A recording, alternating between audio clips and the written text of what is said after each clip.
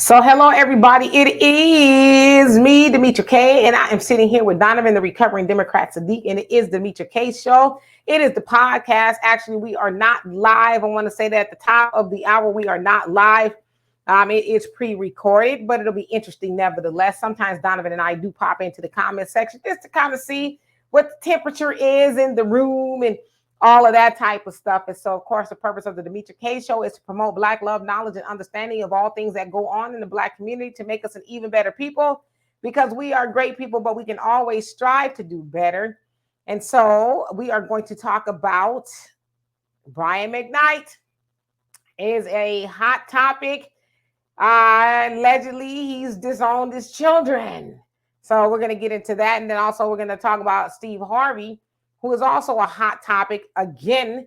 Not, I guess it's Steve Harvey. I don't know how the conversation got on Steve Harvey, but it kind of restarted from a guy named Jimmy Townsend, who was the ex-husband of Marjorie, who is now Steve Harvey's wife, who was his Jimmy's ex-wife. So we're going to get into all of that and then whatever else comes up. So Donovan, what say you?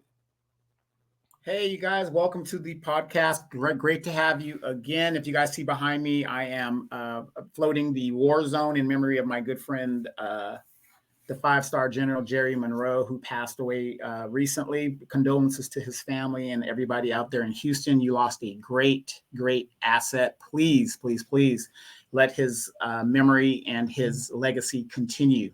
The work still needs to be done. But do us a favor, hit that like, share, and subscribe button and join us. Demetra has a lot of gems that come out during the year. And I'm just going to give you guys this quick tip. If you don't want to do that, it's free. It only takes a second to click it. Doesn't cost you a thing. But if you do want to help promote the show and do it, we have a Venmo, PayPal, screaming at the very bottom here. So take a look at that, and we would really greatly appreciate it. But this is a great topic because it's interesting, and I've got some definite opinions about it. Let's get into it. We know you do, brother. We know you do. So anyway, one day last week, that's probably over the weekend, I'm on Instagram or something like that, or Twitter, one of them. And I see this conversation about Brian McKnight again. Okay, now if you guys don't know who Brian McKnight is a Grammy Award-winning singer, songwriter. He is also the brother of one of the members of Take Six, the gospel group, and all of that. So Brian McKnight has been around a long time, has a lot of hits and things like that. If you watch Martin, of course, you saw Martin and Gina, or he proposed to Gina with Never Felt This Way from off his first album. I think that's the name of the song. But anyway, Brian McKnight is about the business. Okay. Now, he has come back into the spotlight because the allegation is he disowned his Black children for what they're saying is his white children now, right?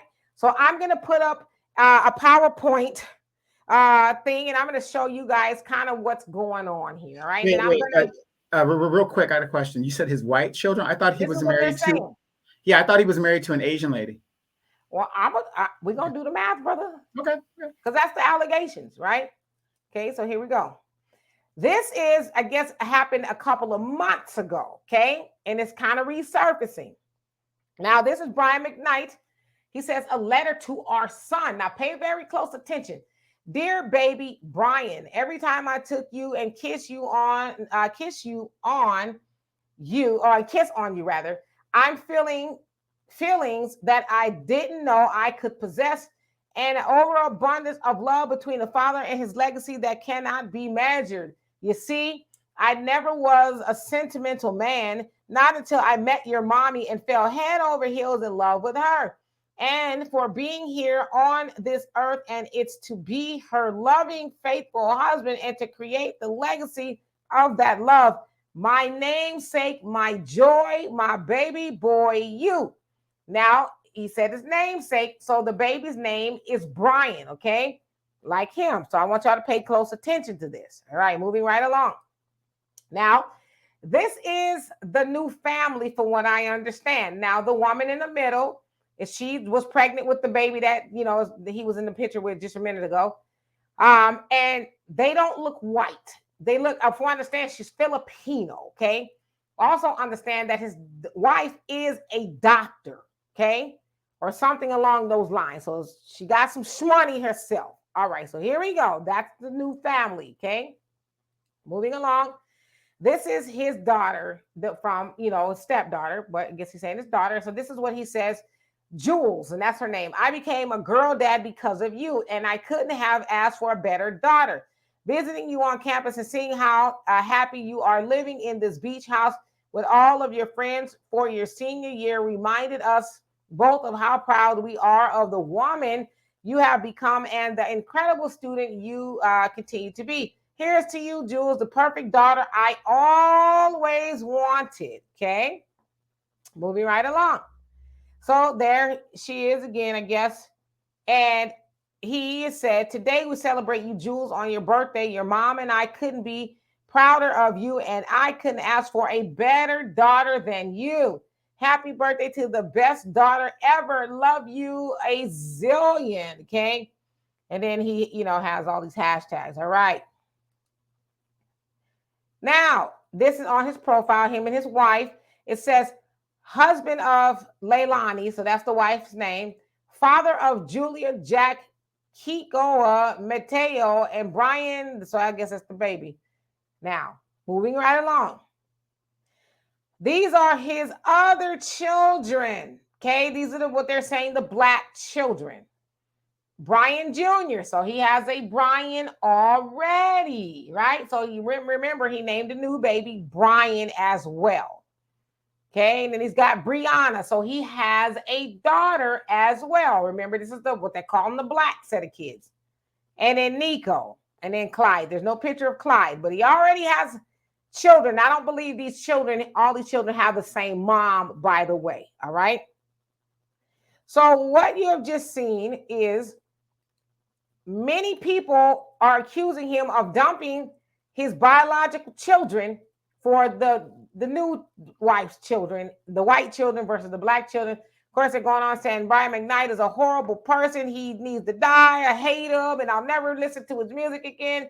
I've seen people say I was going to get married to one of his songs, and I'm not doing that anymore. So there's a lot going on, right? So, but I specifically remember watching a explanation from Brian McKnight. This was in 2019 of everything. Now I've sped it up because it's about 7 minutes long, so it's going to be half of that.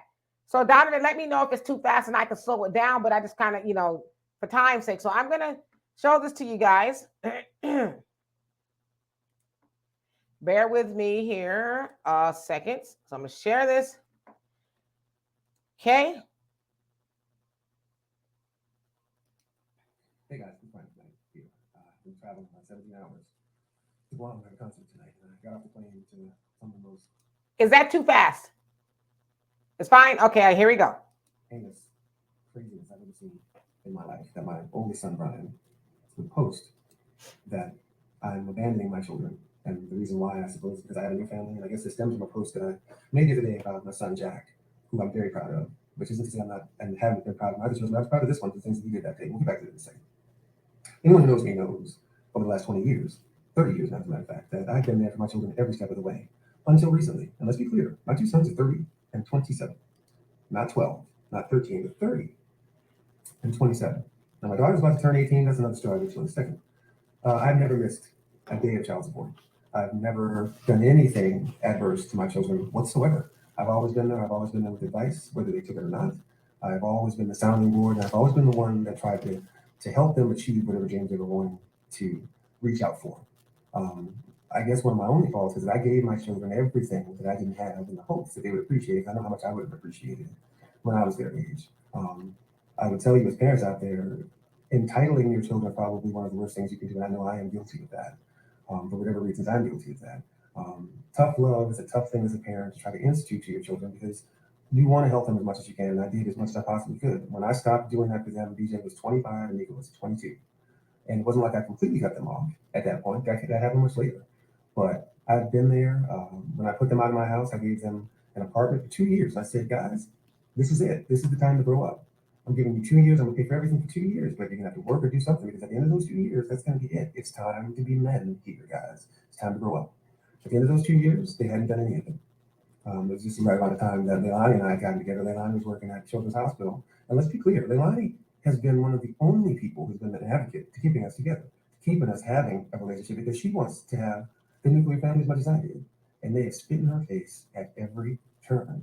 She got them jobs at the hospital, $18 an hour with benefits, and with the option of the hospital actually paying for them to go back to school.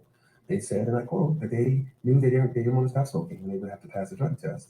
And the day I had the doctors looking into it, Nico's on there, taking a big puff, which is fine. If you want to smoke, that's fine. I'm not saying that that's bad. If that's your choice, that's your choice. But what I'm telling you is that we have been advocates for them every step of the way. Now let's go to the part where we have been estranged. Again, we talk about abandonment. I'm not abandoning them. We are estranged, which happens more often than not in this particular situation. BJ broke into our home a few months ago, and he put X's on the eyes of our wedding photos. And he put a photo of my first wedding on Leilani's vanity. It was at that moment, and after I heard him say, and was pointed to from other friends of mine that saw his posts on social media, he basically said that I was better off dead to him than alive. I was more valuable to him dead than alive. And that was the end of me dealing with him. If you look at my Instagram, you'll see that not my last video, the video before that, 42, the song was written by Brian and I, and it was directed, the video by Nico. And I went on and I said how proud I was of Nico at the time, and I really, really was. He did an awesome job in the video. Even before that, less than 2 years ago, these are the two gentlemen who stood up for me and my best man in my wedding. So abandonment, deadbeat dad, I'll reiterate, I've never missed a day of child support. I've been there every step of the way. BJ, he talks about Jack's new car. BJ had 3 brand new cars before he was 22. I'm not talking about material things. None of this has anything to do with money. It's about respect. Respect goes both ways. And even in family, there's a line that shouldn't and should not ever be crossed. It's crazy to me that people will just believe anything. And I thought it was important to set the record straight and let you guys know that abandonment has nothing to do with any of this. Deadbeat dad, I've been there every step of the way. And let's also remember that these kids are 30 and 27, not 12.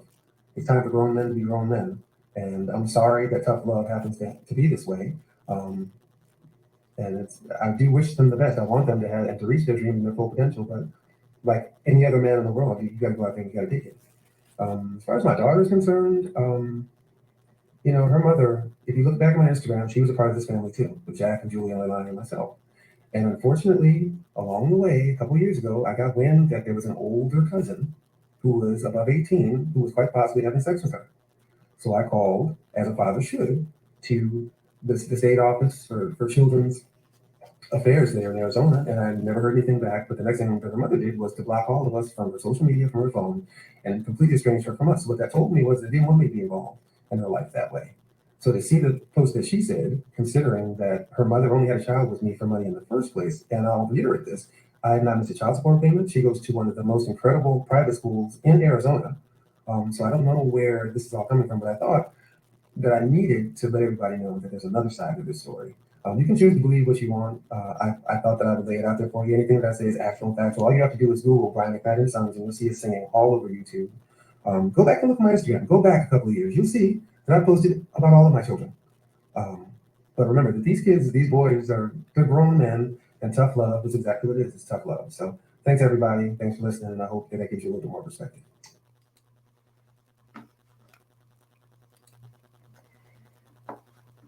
Oops.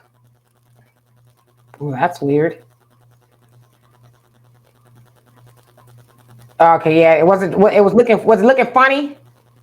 No, was it freeze? Okay, but y'all can still hear it though. Okay. Yeah, sometimes, yeah, y'all know the story on here, but y'all heard it fine though, right? Yeah. Donovan? Well, you know how I feel about situations like this, because unfortunately in this country, families are incentivized, and especially women are incentivized to use the system, against the men. And unfortunately, that's the way it is in this country. Not saying it's right, not saying it's wrong. Some women do the right thing by it. A lot of women abuse it. What he said right there to me is no different than a kind of a situation that I'm in with my sons. I'm estranged from my sons. And again, just like Mr. McKnight, my sons are 30 and 25. These are grown men. They are make their own decisions. Whatever's out there is out there. I am with him wholeheartedly. Now, I do not agree with him still having children at his age, but if he can afford it, he can do it. Great for him. But basically what I got out of what he was saying there and his situation is he has a right to start another family. He's raised the family that he had his responsibilities. He's taking care of those responsibilities. He has every right to raise another family. As he said, and he alleged in his statement, the boys are disrespectful to his new wife. I mean, either he's going to kill his kids or he's going to estrange himself from his kids. That's how men are. We're very aggressive as men. That's what we do. So he decides to be estranged from them. That's fine. His kids are grown. He explained that, wow, once again, weed is no big deal, whatever the deal is. You could be the most financially successful person out there and have all the advantages of everything else. But for some reason, his kids, his boys that he was talking about, uses weed and they have no drive. They have no get up and go. Now, his new family and his stepdaughters and whatever else that he has over there that got the new car and stuff. Wow, she's going to college. She's making it happen. Wow, you should incentivize your kids when they do that. You don't incentivize them for doing nothing. So logically, as a man, I'm with him 100%. His wife tried to get his boys a job at $18 an hour at a hospital. She's a doctor. She has a lot of pull. Did they appreciate that? Absolutely not. They are grown and they are making their own decisions. Now this man goes off to be happy. And all of a sudden, oh, he turned his back on his black family, whatever. No, he didn't. He raised his family. He started another one. Period. Point blank.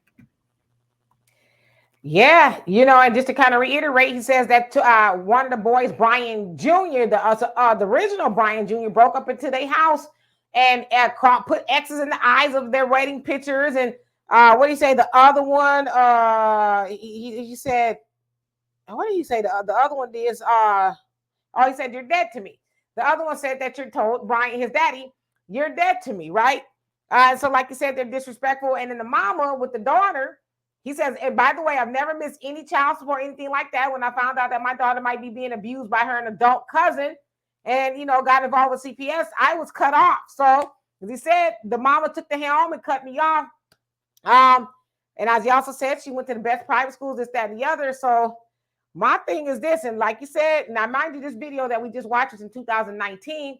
So in addition, the boys were touring with him. He said they wrote songs together. So he brought him into the fold of what it is he does, right? That's what you do for the most part. If you have a profession or something, you try to teach it to your children. If they pick it up, great. If they don't, all right, whatever, go do what it do. So it's not like he did not try to help his children or, they didn't tour with them and all of that. But to me, it sounds like it's a situation of jealousy.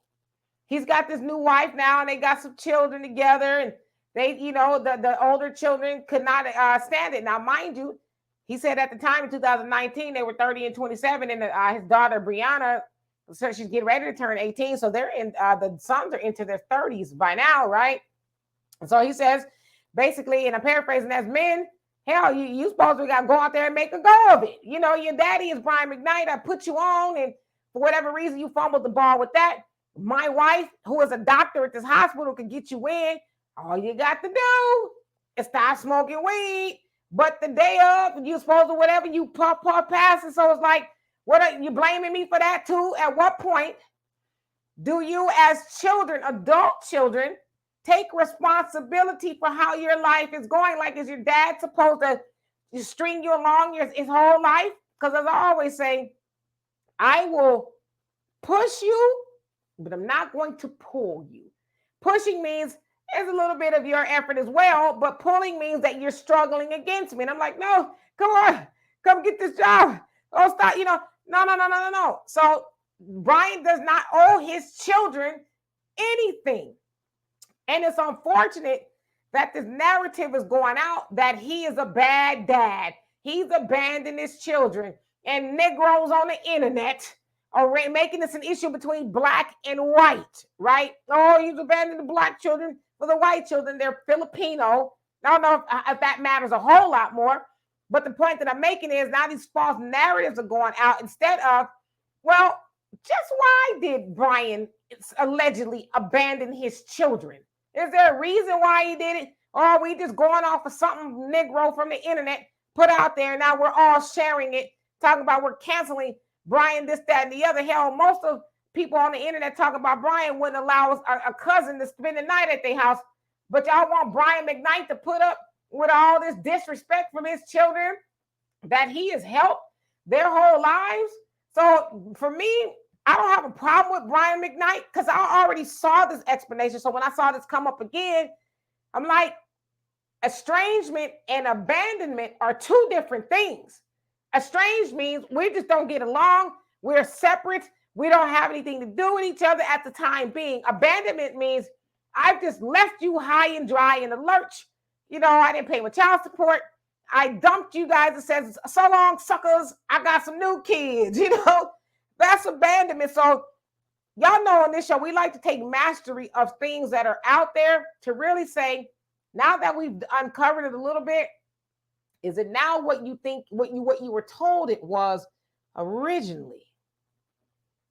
You know, and you know, he said something in that video so many years ago, and you know, I live by this.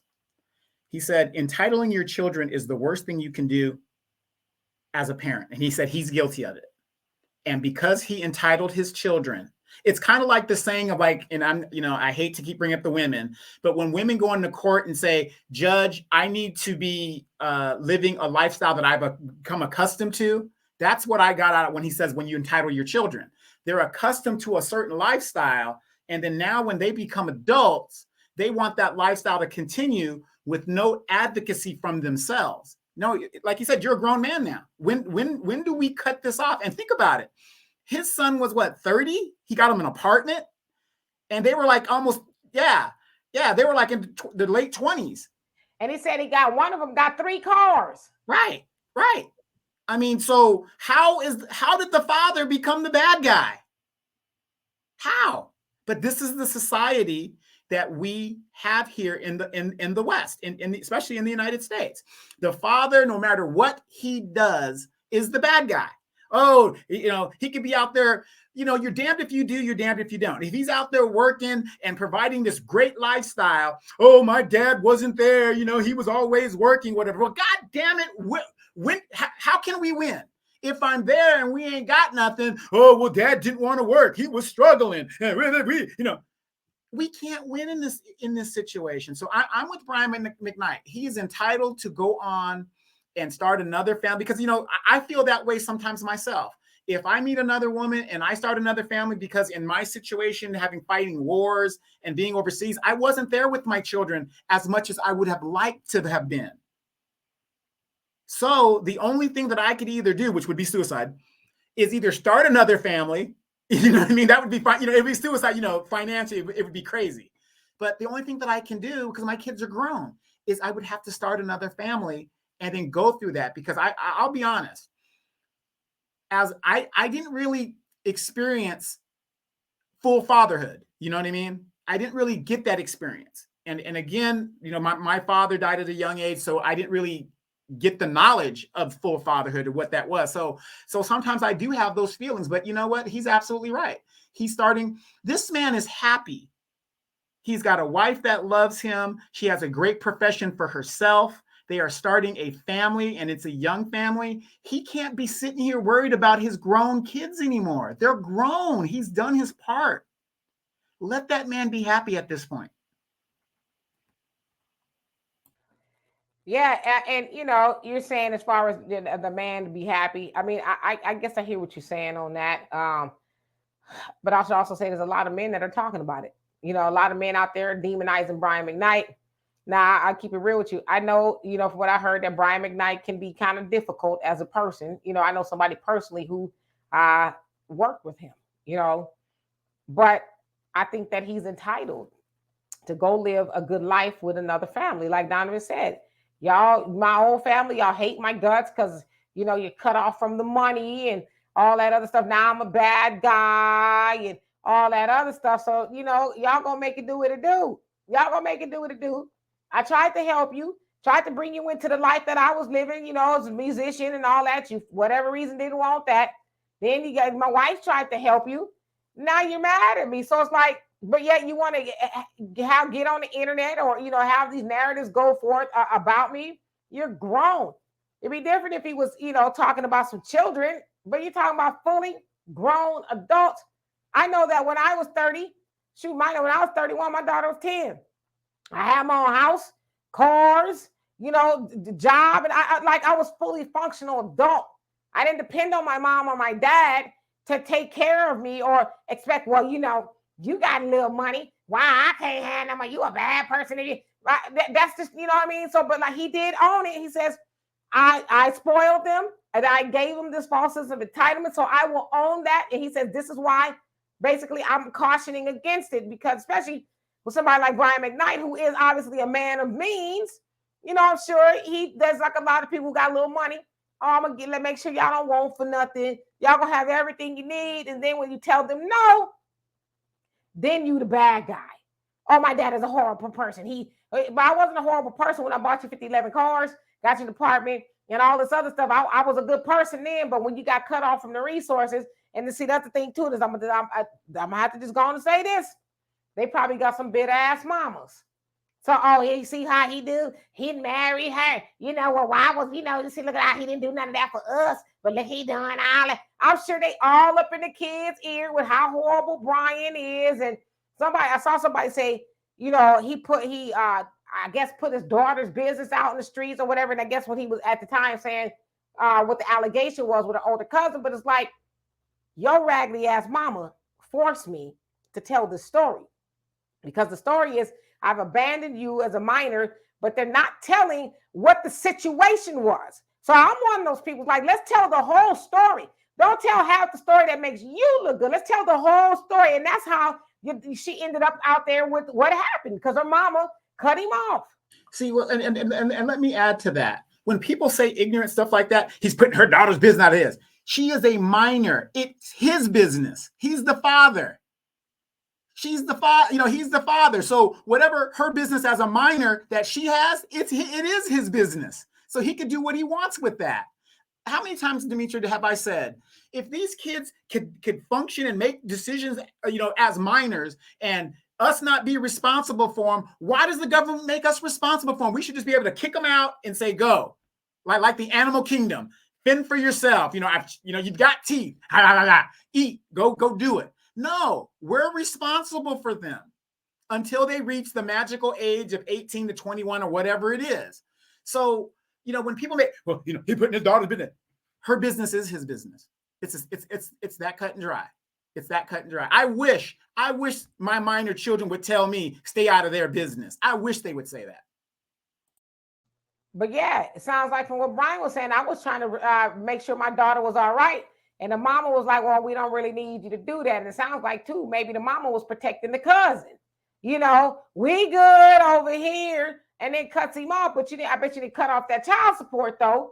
I bet you didn't cut off that school tuition and none of that stuff. But you cut him off from asking about, the welfare of his daughter. So it's like, what we need to understand is, you can't keep trying to tie somebody's hands and then expect for them to just sit there and take it like, oh, yeah, they're saying this about me now. Oh, they're saying that about me now. Oh, I'm just not going to say nothing or do that stupid stuff Michelle Obama talking about, when they go low, we go high. No, I'm going to go right where you are, boo-boo. I'm going to go right where you are. I'm going to defend myself, right? Because I would imagine Brian McKnight has got something to lose with all these narratives going out about him that, from what we see, are true. Yeah, he's got a child, a new baby. He's named Brian, and he's got this other family that he's doting on. But what is the other side of the story? And for the life of me, that is what just really makes me itch, right? Especially us Negroes taking half of the story and gonna make a whole show about it, or a whole post, a whole narrative off of half of the story. Because human nature, for whatever reason, tells us it feels good to get in the dirt. It feels good to talk about people. It feels good to demonize people. Oh, Brian's a horrible person. But did any of you Negroes stop and say, well, why would Brian do that? Is there a reason Brian did that? Because you're telling me he took all these babies, as adults all up into the road with him, and he bought them cars and houses and stuff, and all of a sudden the new wife comes along. See, because what they're trying to do too is paint his new wife as this demon. Like, Brian, my children, all that. And I'm not saying that there's women who don't do that, but that's what they're trying to make it seem like. She's like, you got to cut those kids off. You got to do this and that. But it sounds like the wife's like, yo, let's bring them into the fold. We got this nuclear family. We're all blended and all this, that, and the other. But those other children, as they would say on the internet, the black children, did not want that. So as to Donovan's point, is Brian supposed to say, well, y'all want me miserable? Then I'm going to be miserable. I'm going to take all this abuse y'all got for me. Or is he going to do like what most people do? You know what? I love y'all, but you guys do not have the right to do what you're doing to me. Therefore, I am going to estrange myself from your black asses. He's not wrong. Absolutely. If you got a business that's not making money, what's one of the first things you do? You start trimming the fat. You start doing layoffs and all this other stuff. You separate yourself from what's causing you the financial loss. Like I said, I've been estranged from my sons for a couple of years, which is not a problem. That is not a problem. I'm their dad. They know where I'm at. If they need me, I am right here. But does that make me a bad guy because I don't want to deal with their attitudes that their mother inflicted into them? I'm not going to take that as a man. You know what I mean? I'm not saying it's all the women's fault, but we've got 2 generations of young men or men that were raised by women that have that mentality. And I'll say it for myself. My oldest son, for years, he was told he did not pay I did not pay child support, and I'm this deadbeat and all this other stuff.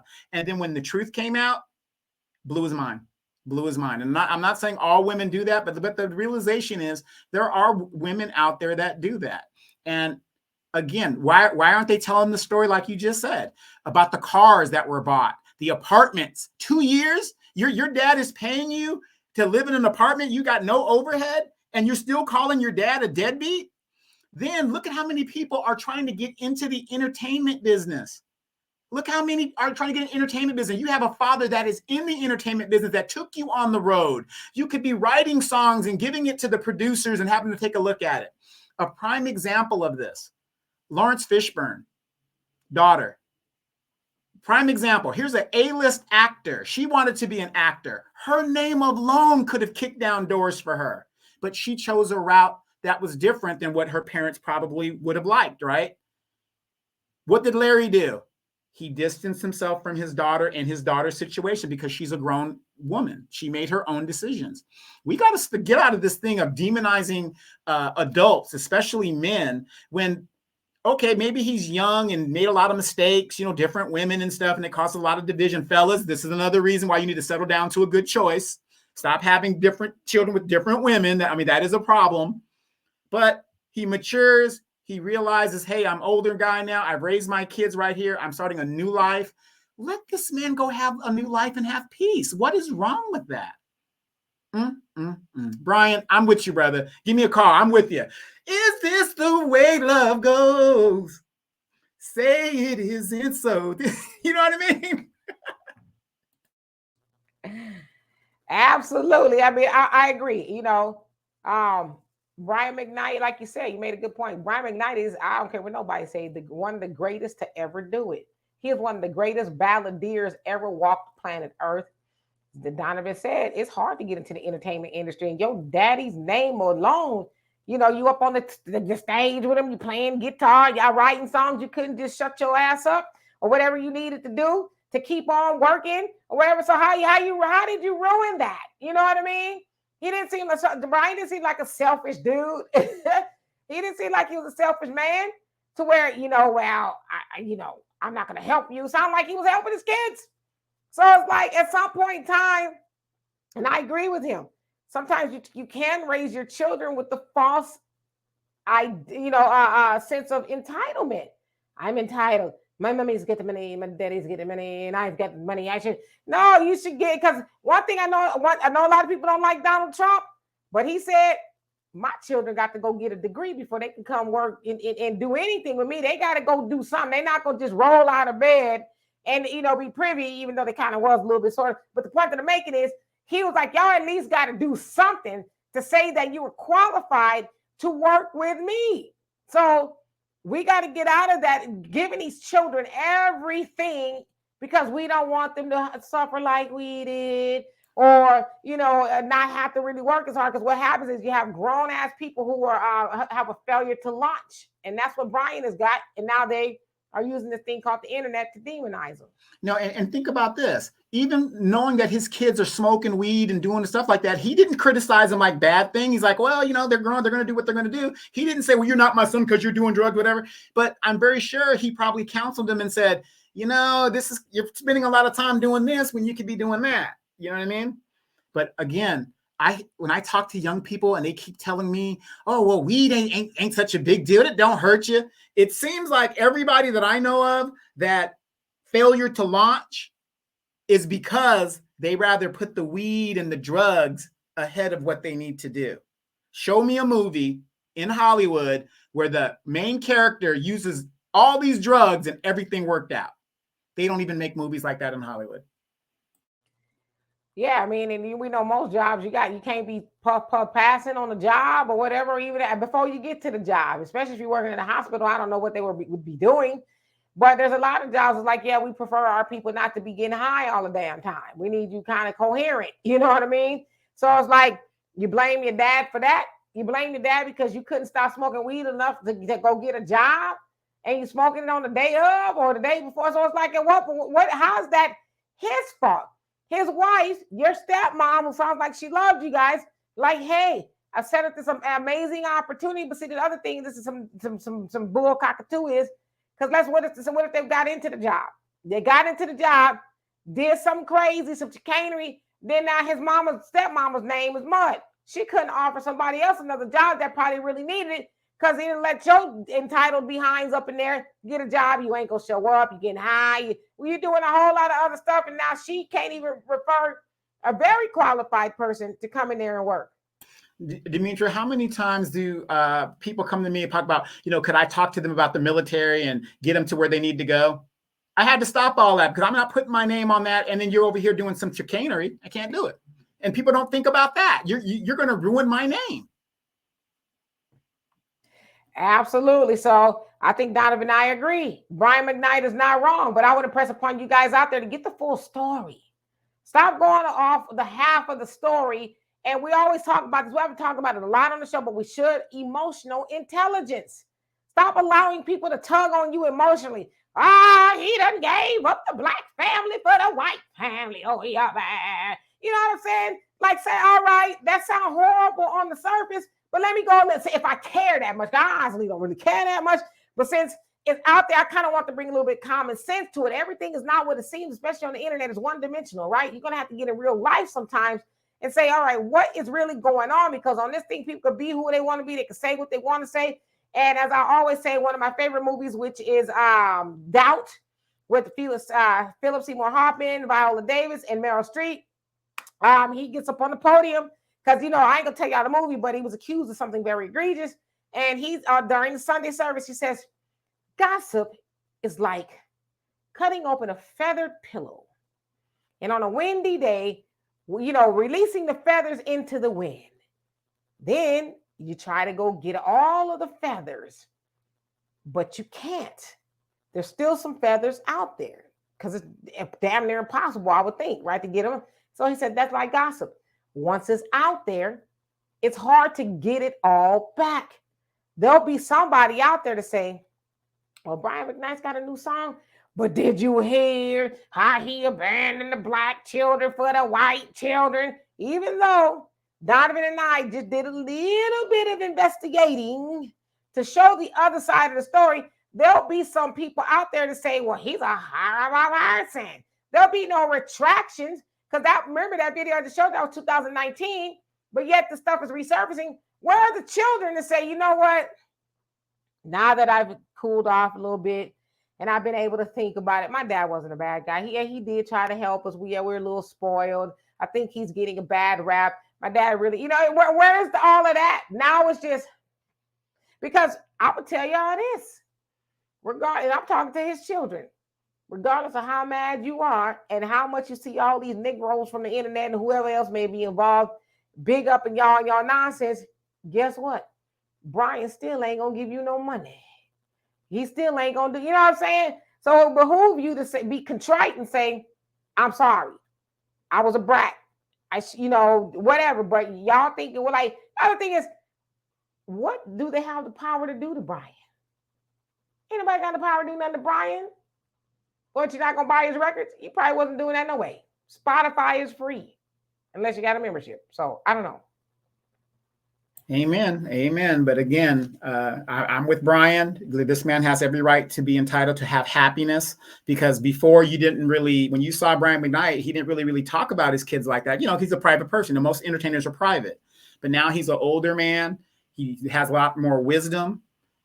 Hey, he's enjoying his life. He's, got a wife and a brand new baby and stuff like that. Let that man do what he's got to do. Let me ask you this real quick, D, and let me ask the audience. What person do you guys know personally that throws away their family? There's always an underlying story. There's always an underlying story. While so-and-so ain't together. Oh, well, he cheated, or she cheated, or there's something where they couldn't get together. No person in their right mind just says, "I'm done with this side," and da da da da. Well, you know what though? But there, in some cases, there are people. Yeah, that say, But I'm like I said, my mom and my mom's father. My mom's father left when she was 3 months old, and she never saw him again. Right. And he went. He did abandon the black child and went and made my mom's siblings are half Korean and black. Yeah. But what I'm saying is that family. Yeah, but like I said, if we talk right now, the modern age, very rare that any of you guys know somebody that did do that. And if they did do it, there's an underlying reason to why they estranged themselves. Like when people ask me about my sons, I tell them the story. And nobody says I'm wrong in what I'm doing to protect my feelings and how I feel about it. I'm always going to be their dad. I can't divorce my kids. Right. But yeah, I would say in closing that one out, never be afraid to cut a mother off, even if it's your child, even if it's your parent or whoever. They not acting right and they're not bringing you peace, cut them loose. I think we need to give ourselves permission to say, you know what? You're not making life easier for me. I'm unhappy around you. I'm unhappy about the things you're doing and you're saying. So I'm going to release myself from your presence, right? I think we should be all right with that, because I think we have to let people know you need to respect me. You can't speak to me any kind of way. You can't do anything you want to do to me. You have to respect me like you want me to respect you. And if you can't do that, then the hell well. Oh, no, you're selfish. You won't let me use some of your money? You already gave me 3 cars. I mean, you paid for my apartment for 2 years. I'm almost 40 now. See, Dad, you're just selfish. Mom, you guys are just, how dare you guys? How ridiculous did I just now sound? Yeah, but that's a lot of grown ass children out there doing it, So anyway, let's get to this other one that's kind of been trending for a couple of weeks. I've seen it. And then I actually saw a few interviews with this guy, Jimmy Townsend. I'm going to put his thing up. But I want to preface this, though. We talked about this years ago when we were doing our thing here in my studio. And didn't I say that, if you look from the evidence that I saw, that she was the brains behind, it seems to me she was the brains behind all this operation stuff that what he went through. He even admitted he took the downfall. So I was close. I'm not saying I was right, but I was on the right trail. So anywho, this is a new book, Snakes in the Garden. Okay, Snakes in the Garden by Jimmy Townsend.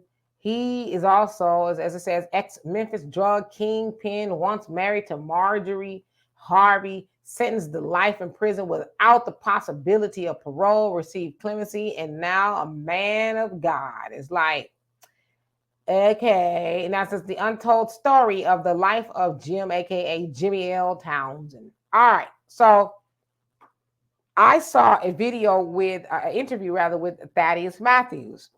He interviewed him, and he did say that Marjorie was the queen pin, right? This is what he's saying now. Now, mind you, he got out in 2017. It was a pardon by the Obama administration. Okay.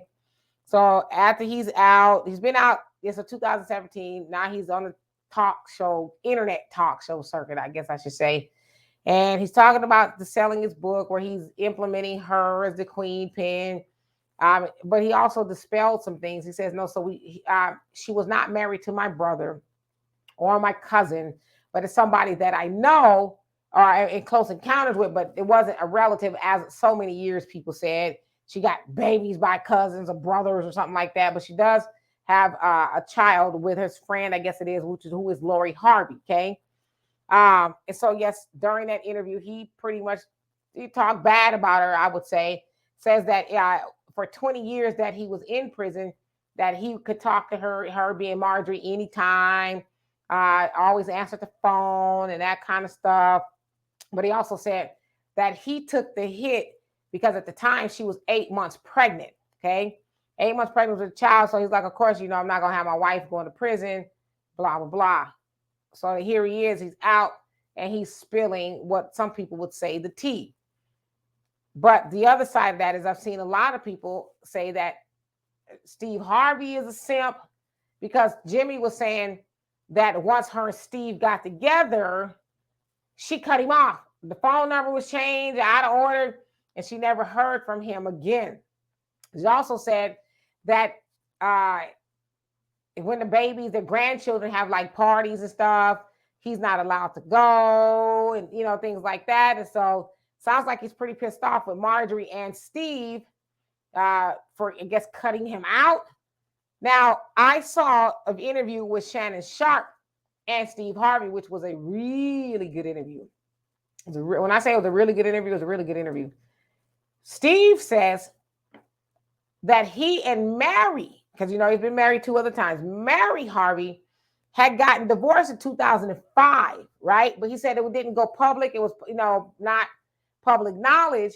And then he says at one day later on that year, he was sitting at a table somewhere. Now, mind you, he had lost a whole bunch of money and stuff. He was broke, and he had just got the radio shows from what he's saying.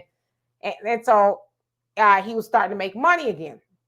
So he says he gets a phone call, and his bodyguard, whoever it was like, it was a phone call. And then it was Marjorie. And so they started talking, and he says they went out and stuff. And from that point, they'd never been separate. But he says what people don't know is I dated Marjorie in the 80s. Right. So I knew her in the 80s. He says, but I stopped calling her because I didn't have any money. I was struggling. She was married. Well, he didn't say she was married. Yeah, in the 80s. In the 80s, she was still married to Townsend. Okay, I'm just telling you what this man said. Yeah. He didn't say she was married, okay? Mm-hmm. He just said what she said. And that's the other thing, too, is now we feeling in stuff that people did not say. Right? Because I didn't even hear him say that in Jimmy Townsend say that in the interview. He never said that he said she met Steve Harvey. Mm-hmm. That's what Jimmy said. But Steve is saying, I already knew Marjorie from the 80s, but I could not take care of her. So I just let it go. He says, remember, there wasn't no cell phones, nothing like that back then. So, we just lost contact because it's like, I'm broke. I can't do anything for her. So then they reconnected, and he said from that point, 2005, I guess it was, they got married in 2007. Now, he attributes his life being what it is to Marjorie because he says, before that, I was broke, I was struggling. He says his first wife that they got married was 24. He says it wasn't her fault. I was just young. I was a young man, was not ready to be married, okay? And then he says, Mary, he says, I need another drink. But he didn't get into all of that. But he also said that Mary took half of the bank account in addition to him owing about 10 years in back IRS taxes that his financial advisor or planner didn't tell him. So he was writing these checks to the IRS in addition. So he was just broke. So he said he was sleeping in his car, stuff like that. And then he got a call to do the radio show, which he's doing now. And so he said from that point, he's like, okay, I'm making $10 million a year. I feel like I could be with Marjorie now, whatever. So he said they got married in 2007. And he said, if you look at everything in my life, the Family Feud, all the other talk shows and stuff he's done.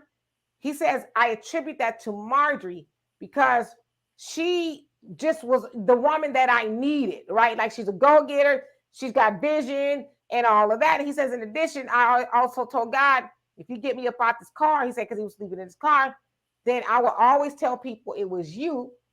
That is the reason for it. So he attributes that to God and Marjorie. So I guess people are calling Steve Harvey a simp due to these new revelations that came out from Jimmy Townsend, right? So I that's just what I know. So Donovan, what say you? Well, again, I don't really have a lot of respect for Steve Harvey at all because, from what I see and my research of him and how he treats his wives, he's always had side chicks. He admits that.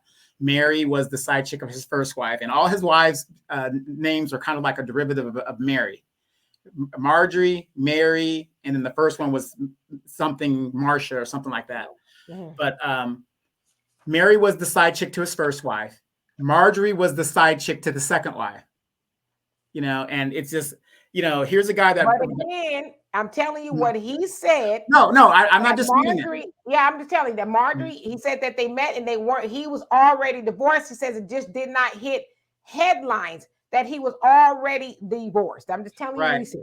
Right, but there's an interview with Mary where she was saying that Marjorie was in the picture while they were married, and that was the side piece. And they had gone to New York or something. Like I said, two different accounts of it. We know how that goes on, whatever you choose to believe. But the point is,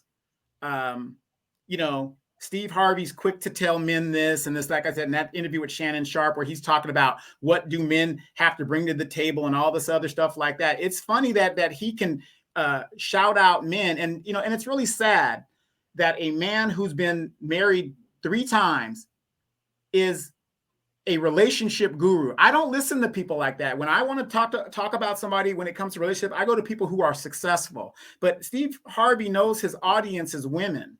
And so he caters to that. So I don't really take anything that he says in regards to relationships and the way he conducts himself with any seriousness. Now, back in a couple of years ago, when he was going through the divorce with his second wife, it was horrific how he was treating her. He's talking about today how men should have this and have that. Well, when you had a little bit of money that was left, how were you treating your second wife? Why didn't you just let her have half of the money and go about her business? No, you closed her out of the bank accounts. You did this, you did that to her. It was horrible. And Fred Rerun Barry's wife still represents Mary Harvey today when you put a gag order on her. People forget about that. So he's talking about troubling how men are, we're not the men, we were back then and all this other stuff. Well, brother, I'm here to tell you, you ain't much of an example either. We all got skeletons in the closet, but you ain't much of an example either, because the way that you treated that woman, taking your both of your sons away from her, whatever the deal is, that devastated this woman. I don't even think she's even recovered till this very day. The mother of your children, and you're going to lock her out of the properties and all kinds of stuff. For me, Steve Harvey is like a bad topic for me because he does not walk it like he talks it, in my opinion. So anything that Steve Harvey has to say, in my opinion, anybody that listens to that guy, you might as well go listen to a pulpit pimp. You might as well just go and listen to that, because that's what it amounts to, in my opinion. So yes, there were allegations that he locked Mary out the houses, and they have one son, Winston, that he ended up getting full custody over. So I will say, back in the day, when I heard those stories, I was like, he's a horrible person. And if he did those things to her, he's still a horrible person. But I don't think everybody's heard the whole story. And that was me too back in the day. I don't think I've heard the whole story. Now, if what he is saying is true, they were divorced and she cleaned him out of half the bank account, then I could understand why he would, close out the bank account. Hell, for you to know, I already took half of what was in there, which is probably nothing. Plus, I got this debt to the eye. So I'm just saying that any of that, so somewhere in between what she's saying and what he's saying is the truth. Okay. Now, I did watch the whole interview with Steve and Shannon, the whole interview. So he did say Men need to be, they're not what they used to be. They need to, bring stuff to the table. He did say all that. However, y'all didn't get the other part of what he said about women. Because Shannon said, well, what about these women that say, I'm independent, I can do it all by myself? Steve said, why? Why would you want to do it by yourself? He said, yeah, you could drop an engine or, paint the house and do all this other stuff. He says, but wouldn't you rather be going to get your nails done and let your man do all of that? But, so he talked about how he had an example of his parents who were married 64 years. He said, I had good examples. I just didn't have the tools, to do things right for whatever reason. So he did say that, but he admonished the men and the women. So again, that's that whole part of the internet that's going to tell one side of the story and not tell the other one. Now, I'm one of those people, and Donovan, you said this a lot, that I could take somebody that I don't necessarily agree with, but if they say something that I agree with, I'll give them credit, right? I'm not like a hater. I don't know nothing. You can't say nothing to me. Yeah, if you say something all right, then I'm, So I agree with him in that, yeah, there's a lot of men who ain't what they supposed to be today, and there's a lot of women who are too tough and strong. That's all that is true, right? But the problem that I have with this story and people calling Steve a simp, and Steve said this in this interview. He says, I don't give a damn what these people on the blogs are saying about me. He says, I don't care. He said they probably broke, which is probably true, sitting up talking about him. You know what I mean? And what's Steve worth? $400 million or something like that? So Steve is doing all right in life. You know what I mean? And I think he's right. Now, is Steve, does he be raccooning? Yeah. So I don't want somebody to say, oh, Demetra agrees with Steve Harvey. I just think that sometimes we try to take the total person and discount everything, right? Yeah, he does be raccooning a lot. But I think for people to call him a simp, now this is the other thing too. Let's get back to Jimmy. Man, how you getting out the pen ratting?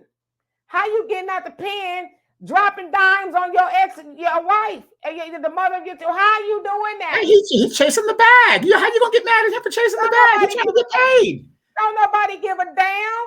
That's the crazy part. You these Negroes that you going and talking to about, they ain't gonna go snatch your books up off the shelf.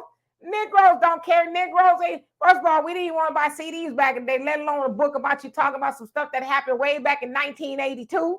People don't care about that. You know what I mean? It sounds like you're a little bit of a hustler. But the other thing, when I was watching these interviews, I said, maybe Marjorie is the hustler. Because Steve said, it's because of her that I've gotten what I've gotten as far as these shows. She, told me, yeah, you can do it. Yeah, you did.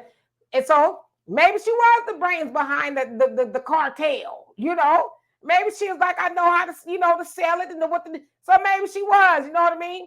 You just got caught up. You got caught. She got away. As you said, I didn't want her to go to prison or whatever. So now you out here bumping your gums. That ain't what men do. A man would have took that on the chin and took that to the grave. If I got all that money once again, I'm going to get it again. But you out here with your legs crossed. That Marjorie. Steve, like, man, shut your ass up. You know what I mean? It's like, but there's an audience for that. There's how many people gonna buy the book? See, that's what, to me, that's where the rubber meets the road. How many people gonna buy these books? Are they just on here clicking on YouTube? Oh, Steve's a simp. Oh, Steve is this. My thing is this. Why y'all Negroes mad at Marjorie? Because let's say that he did leave his wife for Marjorie.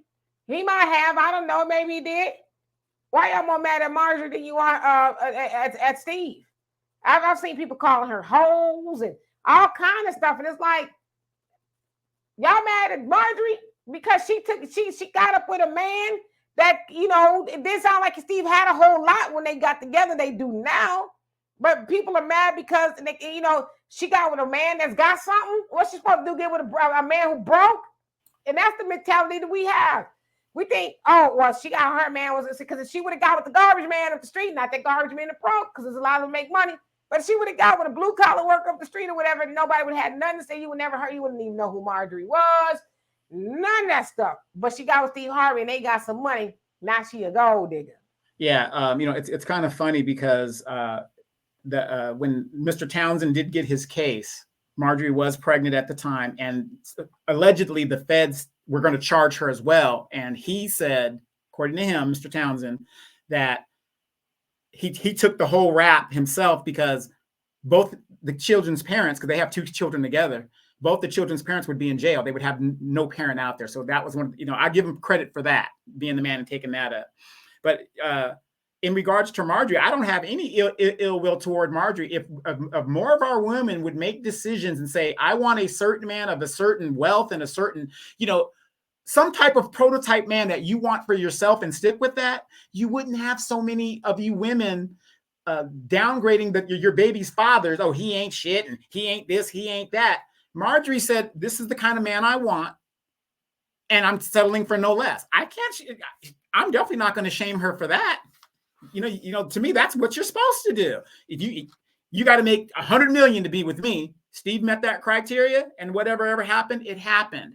But a lot of y'all, I'm gonna get this guy. Oh, my baby daddy ain't shit.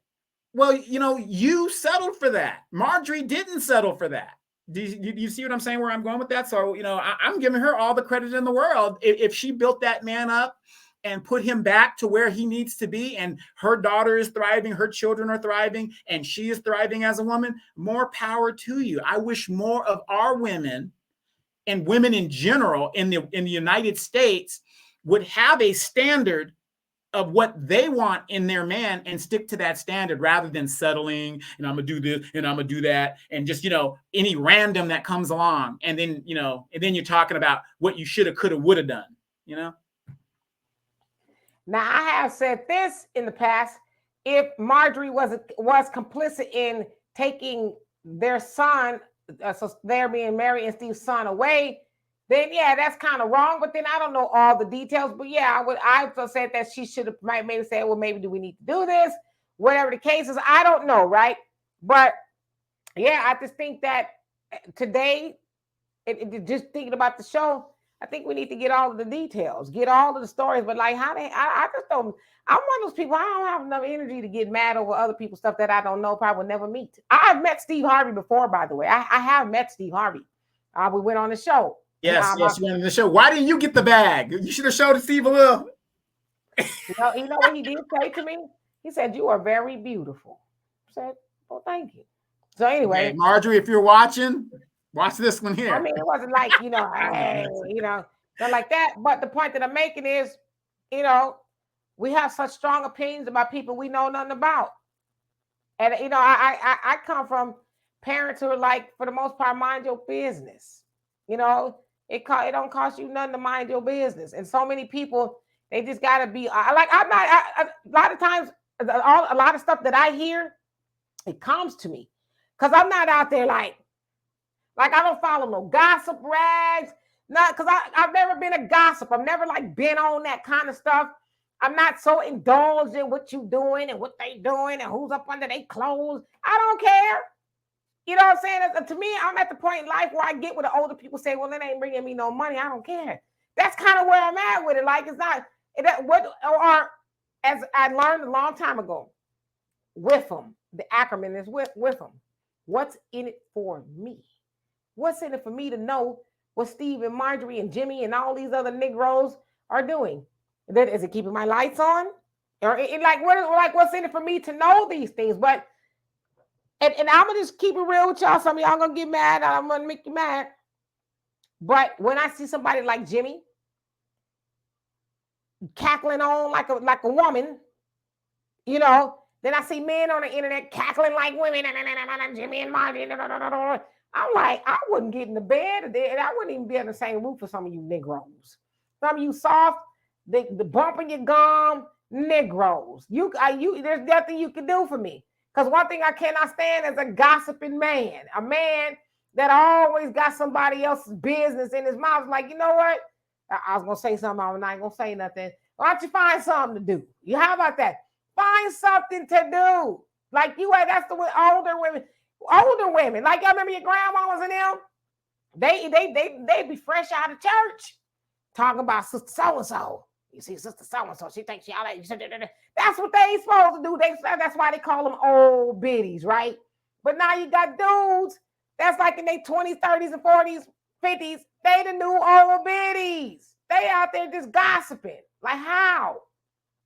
See, and here's another thing too. Notice that I said I don't really respect Steve Harvey, you know, in what he does and stuff. But notice that I said he got him a woman that built him up to put him where he's supposed to be. I applaud that. I applaud that. Like I said, I'm not, as a man, I don't really have a lot of respect for him man to man. But hey, he got him a good choice. He settled to a good choice. And notice if you've been watching the blogs, and like I said, you don't really follow that stuff. But now they're saying, oh, Steve abandoned his first wife and the twins and the 3 kids over there. I mean, what is this with this mantra of successful Black men? And like I said, I can't take that away from him. He's a successful brother. He has way more money than I do. Successful brother. Oh, he abandoned his kids for the light-skinned Barbie doll wife and all, you know, all the stupidness. His daughters are they're running his nonprofits. Right, that's what I'm saying. But they're putting this scenario. Oh, he treats Lori Harvey, who's really not his daughter. Da da da da da da da. We don't know the whole story about what this man did and what he didn't do. I do know this. When I would see clips of Steve Harvey, he had his daughters and his family on the show with Marjorie there as well. So what do you guys really know about what is going on behind the scenes with this man? You don't know a damn thing. You don't. Nothing at all. Just a bunch of spectators and speculators, you know, just out there just guessing. And, you know, like I said, there's a lot of things that I can do with this platform to really get the views up, but I'm just not going to do that. I'm not, because I got to. All you got to do is stand up and turn around. They ain't ready for that. It'd be a total blackout. Wow. You know what I mean? But there's just certain things I'm not going to do. And I gossiping, and I think of this quote, and I always get it wrong, but it basically says, small people discuss people or something like that. But people, or something, I mess it up, but people with big ideas, they are I don't know, they people going somewhere in life, they discuss events and things, but small people will discuss other people. You know what I mean?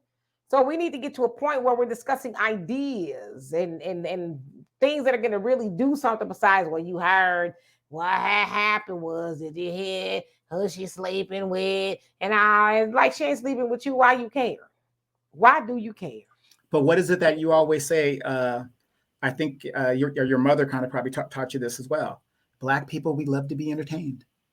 We love drama. We love it. You know what I mean? And and now one thing I would say about my mom, R.I.P. My mom was not a gossip.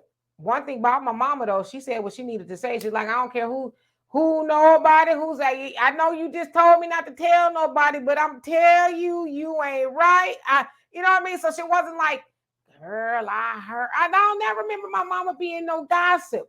So I think that's kind of where I got it from. And even her mother, my mother, my grandmother, she was more like, they watch the soap operas and they talk about that kind of stuff. Now, I'm not saying that they didn't gossip. I just didn't hear them. Like nowadays, you got children, they listening to their mamas. If you ever watch some of these little kids, that's and you hear how they speak, and it's like all in the grown folks conversations. We had to pass through the room and keep going. Yeah, it's like the stuff you saying, you couldn't have got that from your little home boys and girls up in the sandbox.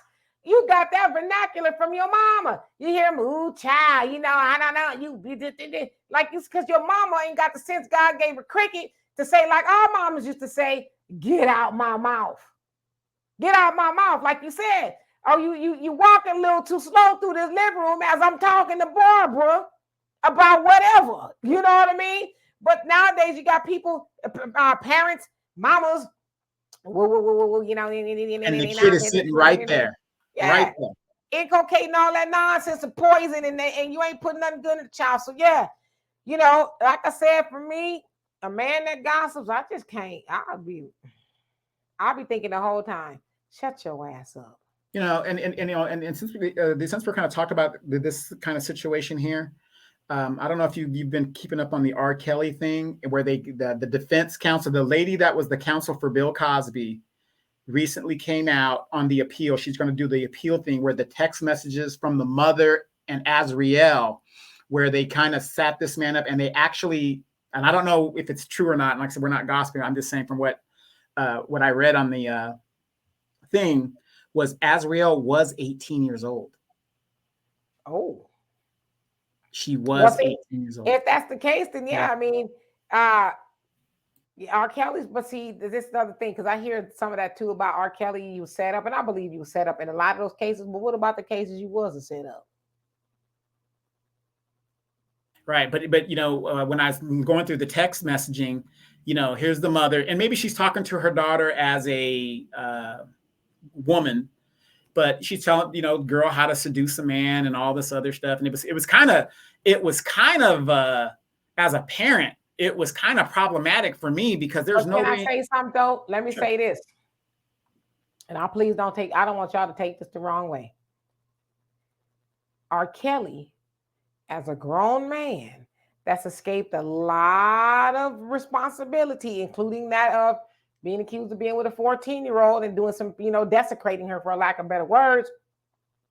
How you allow, I said allow, not allow, how you allow yourself to get seduced by somebody who I would imagine if she was 18, she probably still looked young, Why would you even fall for that?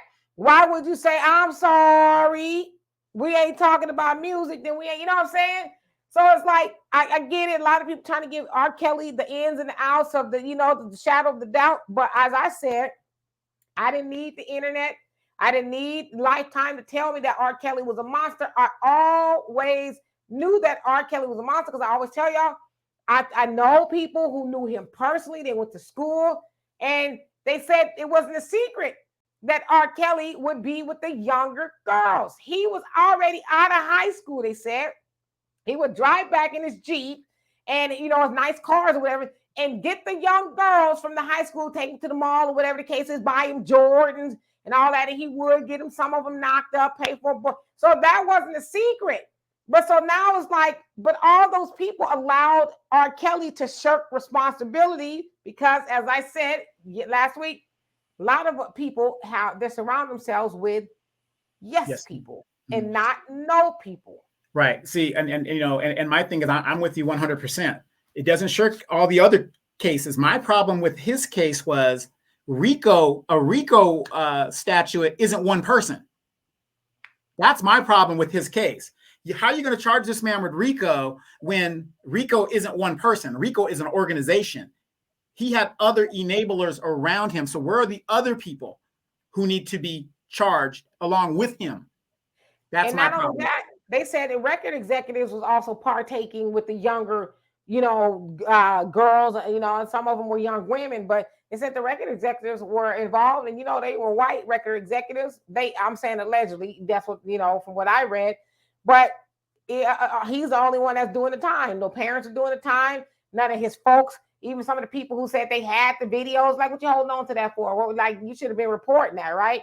So I get it. I like R. Kelly. I really do. I like his music, and everything, right? But I think we also need to understand that just because we like somebody, that don't mean they don't have the ability to be a monster as well. That all those things can be true. And if R. Kelly was done wrong, then yeah, he should be vindicated of those things. But my thing is, man, you got a Hail Mary with that 14-year-old and you kept on with the nonsense. Whose fault is that really? That's your fault. That's like with OJ.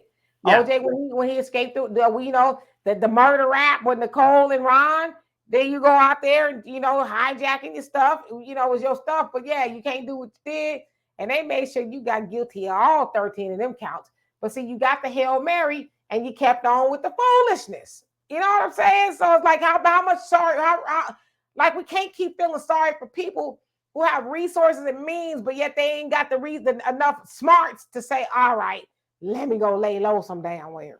Right. Well, let me ask you this real quick before we get out of here. And I think it's kind of prevalent. The Carolyn Bryant situation. A lot of people say, well, she's too old to be held accountable at this age. Has cancer and all this other stuff. How did that? I believe Bill Cosby is late 80s and blind, but they still held him accountable way after the fact. So what's your opinion on that and her and the Carolyn Bryant thing now that she's in hell meeting her maker? Carolyn Bryant was a white woman. Bill Cosby is a black man. On the very opposites of right, and I'm not saying this, I'm just saying from what society sees, on the very opposite of right and wrong. Nothing could be more right than a white woman, right? Nothing could be more wrong than a black man. Now, you also got to look at it that the person that she had harmed was a black boy, right? So, and I always say this, people talk about the police got qualified immunity. That was a white woman. She got qualified immunity because there's a lot of stuff she could do and get away with it, including having the life of a 14-year-old snuffed from him so horribly, right? She gets to go live her life, and she dies at the ripe old age of 88 years old. But you also got to remember, it was white people who absolved her of anything wrongdoing. Biden's DOJ. We're closing the case. She said she didn't do it. It's nothing here. But what it really was is, because we've seen all Nazis being brought to justice, having to go to court, having to answer for their role in the Holocaust, right? But because this was done to a black boy, and let's call him a black man, because even though he was a black boy, we know that white supremacy and the system sees black boys also as black men. So because it was that, it's like, well, it's so long ago. She, lived a life. She really did, all this other stuff. So they made all these excuses for her. But yet, she went to the grave, not going to a jailhouse. Emmett Till's family. No accountability. Which some of them is raccooning too. Some of them raccooning, talking about forgiveness and all. But they didn't see any justice, and so, yeah, she is the deity of society. And I'm not saying we're saying that, but people hold white women at a high esteem. There's nothing they could do wrong. She was so long ago. It was the times, that kind of stuff, But so we're under the impression too that she got away with it. She got away with it, but we don't know what kind of life she really lived. Yeah, I know that one thing I say about the Black Panther Party, they hunted her ass down everywhere she moved. They was all like, Carolyn, we won't talk to you. Yeah, one thing I can say, the old racist George Wallace, former governor of Alabama, he went to the black churches just before he croaked out and apologized and all that other good stuff. Not that it meant anything to me. I thought it was just a photo op type situation. But at least, he did that. This woman went to her grave, standing 10 toes down on what had happened. And, even when it was coming out, she was still, and, she wasn't in hospice necessarily yet, but she was living her life. She didn't come out at all and say, hey, it's just a sad testament of raging against the machine and the racism that is prevalent in some of these people. But you know what I'm thinking too, because I was trying to make sense of it, right? Because, we keep hearing this thing with karma. Nobody escapes karma. I mean, we really don't. And a lot of times when karma does this thing, we're not around to see it. So we don't know if or what Carolyn might have experienced in her life. But it just kind of hit me too, that I think this is the ultimate indictment on Black people. Now, what I mean by that is we keep electing people who will not give us justice, because we know good and hell well, if that had been a Black woman that did that to a white boy, she'd have been under the jail a long time ago. Somebody somewhere would have made her responsible for what she did, right? However, Joe Biden's administration, they didn't see fit to pull her in, but he's going to run again, and him and Kamala, this year and next year when campaign season starts or whatever, they're going to stand up there and beg Black people to vote. And guess what? We're going to vote. We're not going to say, hell to the mother effing no. We're not going to say that. No, we're not voting for you, because that wench went to hell, but didn't go to jail. And you guys could have made that happen, but you didn't. And here you are with the audacity to ask us to put you back in office. See, that's an indictment on us, because they know we'll do it. Now, had we really had some gangster in us back then, and organized and all that other stuff, then we could write a different story. But we keep repeating the same old, same old, same old. Oh, we couldn't give them justice. Oh, Right. but come vote for me. Okay, I'll come vote for you. And it's just wash, rinse, Yep. repeat. Yeah, but isn't it funny that when we get in the streets and start tearing up shit, we get immediate attention to the issues that we bring to ourselves. But yet we talk about, well, we'll go to the polls and we'll do this. Nothing gets done ever in a lifetime. And I was watching this show the other day, and they were saying that, and it was, I think it was it MSNBC, or I think it was PBS. It was PBS. And they were saying that with Biden running again, people aren't very happy, and they pretty much pinpointed the Black community, because they even pointed out the promises that he made, and he didn't do anything in this. And they said without the Black vote, his chances of winning is very, very, very, very slim if he can't get that Black vote. Yeah, and I've heard a lot of Black people say they'll vote for a Republican. If Trump runs, then they're going to vote for Trump. I've heard a lot of Black people say that, and so it's like, don't be trying. And I said, don't try to get up here talking about, oh, Trump's the man. Oh, Trump's trying to come back in office. Well, he wouldn't be coming back in office if y'all did your job and did right by Black people. Like, y'all got to own that. But see, this is the thing. Are we going to make them own that? Are we really going to say, I don't really love Trump all like that, but damn, we had a little bit more money in the bank when Trump was in office. We wasn't going through all this nonsense going on now. So are we willing to say, I don't like Trump? My great grandma and them be mad if I vote for a Republican, but damn it, I'm doing it. Are we willing to do that? Right. Probably not. Right. Like, again, he can solve the homelessness of the Ukrainians and all these other people. Send the Haitians back to the hellhole that's going about to pop off in a few weeks. But you can't find homelessness for Americans here in this country, predominantly the Black community that really suffers in the homelessness issue. I mean, it's going to be very interesting, and we're gearing up to deal with that. But at the end of the day, though, I don't see this. I mean, if you're asking me in my political punditness, I do not see this man winning. I do not see it, because even the people that were starch hardcore, you vote blue no matter who, they were even burned now. Now we're 3 years in, and this man still hasn't done anything for Black people other than symbolic type stuff. The last polls that I saw, he's got like 37% approval rating, and Kamala is right around there as well. 70% of Americans said that he's too old. We don't really want him to run, right? I think it said 51% of Democratic voters is like, we would somebody else, whatever. So yeah, he's got a lot going on. The other thing too, people need to realize is why people have a lot of trepidation is because Joe Biden is going into his 80s, and he'll be 85, 86 or whatever by the time he finishes his second term. Right. And Kamala is dumb as a damn doorknob. So what if this man croak? Then her ass is at the helm. Giggling and cheating. And you definitely won't get anything if Kamala gets in there. Yeah, so a lot of people are nervous. Like, damn, Joe Biden is old. He triple old. But now Kamala, she could be, so that's what they really should think. Because at first they was trying to replace Kamala. That's what they were floating that around.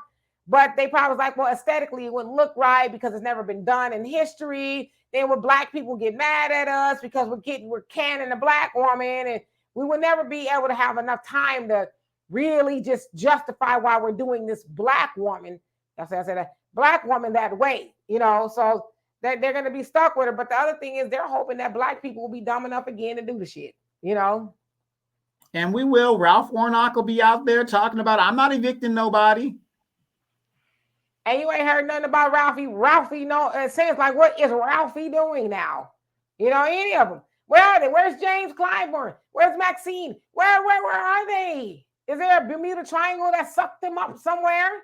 The silent generation? The silent generation, y'all. Y'all know what the silent generation is? That's the generation before World War II folks.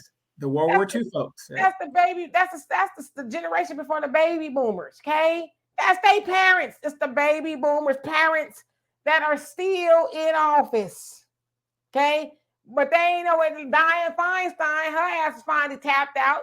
but she's like probably like a vegetable. And I ain't trying to be mean, but she probably don't know what time of day it is or nothing. But she's still in office technically, but ain't showed up to work in months because she's probably like somewhere. You know what I mean? Yeah, there was an interview with her here, and she didn't even realize that she already said that she wasn't running for re-election, and she didn't even know. She's like, I did. You know, it was horrifying to see her in that state. I mean, I don't wish anything bad on her, but we need term limits. I mean, we got to stop all of this foolishness. She's the oldest member in Congress, and she damn nigga, she got one foot in the grave and one on a banana peel talking about, okay, it's time. It's time. It was time 20 years ago, you know? Yeah, so we got yeah. a long way to go. Yeah. So anyway, we love and appreciate every last one of y'all. We'll be back tomorrow, Wealth Wednesdays with Walter, where we'll be discussing finances and things like that. I don't know, something to come up. I'm sure that'll be interesting.